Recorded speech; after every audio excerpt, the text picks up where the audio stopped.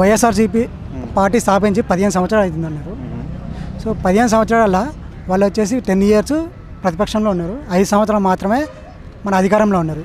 So అంటే వీళ్ళు ప్రతిపక్షంలో ఉన్నప్పుడు మన బాగుందా, లేకుంటే పదవిలోకి వచ్చాక బాగుందా రాష్ట్రం అనేది? ఇప్పుడు చూడండి, ఏ పార్టీ అయినా కానీ ప్రతిపక్షంలో ఉన్నప్పుడు అది ఎప్పుడు ప్రజల పక్షమే.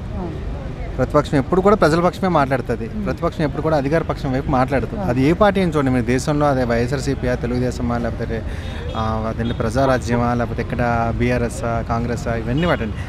ప్రతిపక్షం ఉందంటేనే ప్రతిపక్షం ఎప్పుడు ప్రజల పక్షం నుంచే మాట్లాడుతుంది. అంటే ఇప్పుడు క్వశ్చన్ ఇప్పుడు మీకు అధికార పక్షం ఇప్పుడు కేసీఆర్ ఉన్నప్పుడు కానీ, లేకపోతే ఇప్పుడు రేవంత్ రెడ్డి ఉన్నప్పుడు కానీ మీరు నేను వెళ్ళి ప్రశ్నించలేం కదా. మీ వాయిస్లో నా వాయిస్నో ఐదర్ ప్రశ్నించాలి, లేదు అంటే నీకు ప్రతిపక్ష నాయకులు నీకు ఎప్పుడు కూడా చేయాలి. కానీ నీకు అధికార పక్షంలో ఉన్న వాళ్ళు ఎప్పుడు కూడా చేయరు అనమాట. సో ప్రతిపక్షంలో ఉన్నప్పుడు బాగుందా అంటే ఇప్పుడు అప్పుడు టీడీపీ ఉన్నప్పుడు టీడీపీని మీకు ఇది చేస్తున్నారు, దాని పేరేంటి, బాగా చేయలేదు అన్నట్టు అన్నారు. తర్వాత వైఎస్ఆర్సీపీ వచ్చాక కూడా వైఎస్ఆర్సీపీలో నేను అబ్జర్వ్ చేసింది ఏంటి అంటే, నాకు అనిపించింది టూ మచ్ ఆఫ్ అంటే స్వేచ్ఛ, అధికారం ఉంది కదా అని చెప్పి నోటుకు వచ్చింది మాట్లాడండి. ఫస్ట్ వాళ్ళు ఏం చేశారు ఏం చేయలేదు పక్కన పెట్టండి. ఎందుకంటే ఆంధ్రప్రదేశ్కు ఇప్పుడు అంత బడ్జెట్ పరంగా కూడా అంత స్ట్రాంగ్ లేదు కాబట్టి వాళ్ళ డెవలప్మెంట్ విషయం ఏంటనేది విషయం పక్కన పెడితే, అట్లీస్ట్ ప్రజలతో మాట్లాడేటప్పుడు కానీ, పబ్లిక్లోకి వెళ్ళేటప్పుడు కానీ ఫస్ట్ ఎపీరియన్స్ కానీ, ఇప్పుడు చూడండి ఫస్ట్ ఎపీరియన్స్ ఉంటుంది కదా, ఒక మనిషి ఎలా మాట్లాడుతున్నాడు, ఒక మనిషి ఎలా కనిపిస్తున్నాడు అని చెప్పి ఆ మాట్లాడటము కనిపించడం బాగానే కనిపిస్తున్నారేమో, కానీ మాట్లాడేటప్పుడు వచ్చినప్పుడు మాత్రము వాళ్ళు అంత గ్రౌండెడ్గా, ఇప్పుడు మనం ఓట్లు ఆడడానికి వచ్చినప్పుడు ఎంత గ్రౌండెడ్గా ఉంటారో అంత గ్రౌండెడ్గా ఉండి ప్రజల తరపున మాట్లాడారని మాత్రం అయితే నేను అనుకోలేదు. ఇప్పుడు బడ్జెట్ విషయం వచ్చింది కాబట్టి బడ్జెట్ గురించి ఒకటి అడుగుతున్నా.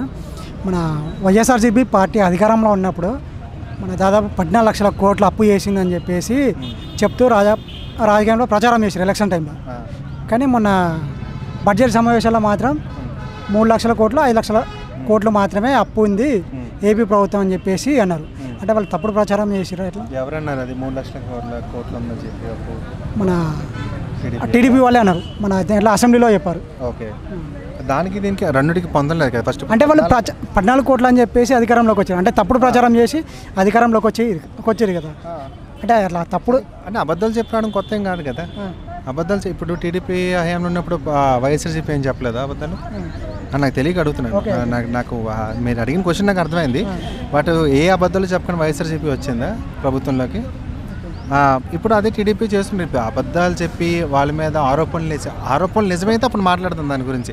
అది 14 లక్షల కోట్లు అవ్వచ్చు, 3 లక్షల కోట్లు అవ్వచ్చు, ఏదైనా కానీ అది ఆరోపణ నిజమైంది అనుకోండి, ఆ రోజు మనం దాని గురించి సీరియస్గా డిస్కస్ చేయొచ్చు. 14 లక్షల కోట్లు అప్పు చేసి ఏమాత్రం డెవలప్ చేసింది ఆంధ్రప్రదేశ్ని అని చెప్పి మన వైఎస్ఆర్సీపీని గట్టిగా క్వశ్చన్ చేయొచ్చు. లేదు 14 లక్షల కోట్లు అని మీరు అప్పుడు చెప్పి అబద్ధం చెప్పి మీరు ప్రభుత్వంలోకి వచ్చారు, ఇప్పుడు 3 లక్షల కోట్లు అని చెప్తున్నారు. ఈ 3 లక్షల కోట్లు అని మీరు ఏమైనా నాకేం చూపించగలరా అని చెప్పి మన టీడీపీని కూడా గట్టి క్వశ్చన్ చేయొచ్చు. ఎందుకంటే ఎక్కడ ప్రూఫ్ లేదు, అది 14 లక్షల కోట్లకి లేదు, నా 3.5 లక్షల కోట్లకి కూడా లేదు. అసెంబ్లీలోనే చూపించారన్న ఆధారాలతో పాటు చూపిస్తుంది. అప్పుడు అబద్ధమే కదా ఇంకా అది. అప్పుడు అది మనం చేసేది ఏముంది, ఇంకా ప్రభుత్వంలోకి ఇప్పుడు నా అబద్ధం చెప్పారని మాత్రం దించేస్తారా చంద్రబాబు నాయుడిని? దించరు కదా. ఇప్పుడు అబద్ధం చెప్పి రావడం అనేది కొత్త అయితే కాదు. అంటే ఇప్పుడు దీన్ని బట్టి ఏంటంటే ఇప్పుడు జగన్కి ఏమైనా పాజిటివ్ అవుతుందా అనేసి? కాదు, అవ్వదు. ఎందుకని అంటే అబద్ధం మర్చిపోతారు కాదు, అది కాదు. జగన్కి ఏమాత్రం కూడా అది పాజిటివ్ కాదు. అంటే ఆంధ్ర ప్రజలు ముఖ్యంగా బడ్జెట్ని అంత సీరియస్గా తీసుకునే ప్రజలు అయితే కాదు. ఆంధ్ర మీకు బడ్జెట్ని సీరియస్గా తీసుకునే జనాలు మనకి నేషనల్ వైడ్ ఉంటారు. స్టేట్ వైడ్ వెళ్తే స్టేట్ వైడ్ పాలిటిక్స్ ఎప్పుడు కూడా మీకు కులం చుట్టూ లేకపోతే ఇంకో అధికారం చుట్టూ తిరుగుతుంది తప్ప బడ్జెట్ గురించి మీరు సీరియస్గా మాట్లాడితే వినే జనాలు లేరు. మా ఊర్లోనే మాట్లాడితే నేను వెళ్ళి ఇన్ని లక్షల కోట్లు మనకి బడ్జెట్ వచ్చింది అని చెప్తే మా ఊళ్ళో నా మాట కూడా వినడు. ఆ లక్షల కోట్లో మన ఊరికి ఎంత వస్తుంది, మన ఊరికి ఎలాంటి సంక్షేమం చేయొచ్చు అని మాట్లాడామనుకోండి, అది ఎవరు వినరు. అలా కాకుండా పలానోడు పలానా కులం ప్రకారం నిల్చున్నాడు, ఆ కులంకి ఎన్ని ఓట్లు ఉన్నాయని మాట్లాడితే మాత్రం వింటారు. అది లోకల్ పాలిటిక్స్ ఎప్పుడు అలాగే వర్కౌట్ అవుతాయి. లోకల్ పాలిటిక్స్ ఎప్పుడు బడ్జెట్స్ మీద వర్కౌట్ కాదు. ఎందుకంటే ఇప్పుడు 3 లక్షల కోట్లు అని 14 లక్షల కోట్లు ఏం చెప్పినా కానీ జనాలు అంత సీరియస్గా తీసుకురాదు. అది ఇంత కూడా మా జగన్కి పాజిటివ్ కాదంటారు. కాదు.